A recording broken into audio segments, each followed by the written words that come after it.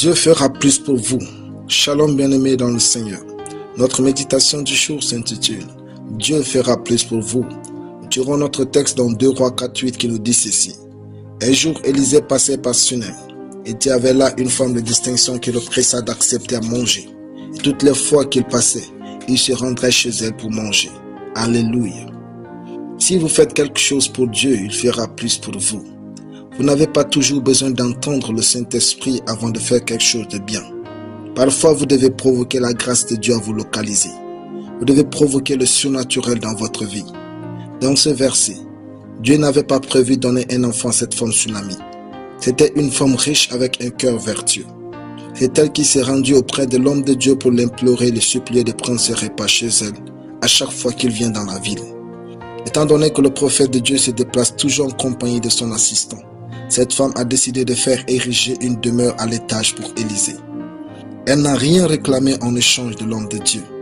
Vu qu'elle avait touché à la grâce divine qui reposait dans la vie de l'homme de Dieu, ce dernier n'arrivait plus à dormir sans penser à elle et à tout ce qu'elle avait fait de bien pour lui. Sans qu'elle prie Dieu, Élisée lui-même commença à penser à ce qui lui manque dans toute sa vie et qu'il faudrait lui accorder. Si vous faites quelque chose pour Dieu, Dieu fera plus pour vous. Par son disciple, Élisée sut qu'il lui manquait un fils.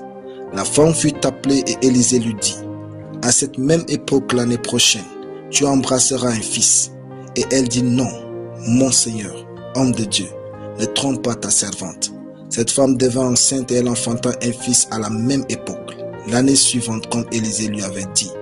2 Rois 4, 16 à 17. Arrêtez de vouloir que tout vous arrive. Provoquez les choses que vous désirez et Dieu vous les accordera. Cessez de tout entendre les bras ouverts. Mettez un prix sur certaines choses. Ne prenez pas gratuitement toutes les grâces. Prenez conscience de ce que vous voulez avoir dans la vie. Trouvez la grâce divine correspondante et faites de sorte à bien honorer cette grâce. Vous aurez l'exceptionnel. N'oubliez pas, les choses précieuses existent sur le chemin du sacrifice. Alléluia. Prions. Merci Seigneur pour ta parole. Je confesse que je pose des actions massives et puissantes qui provoquent la grâce de Dieu à agir avec gloire dans ma vie au nom de Jésus. Amen. La lecture biblique en une année, Juge chapitre 20 à Juge chapitre 21. Soyez bénis, c'était le pain du ciel.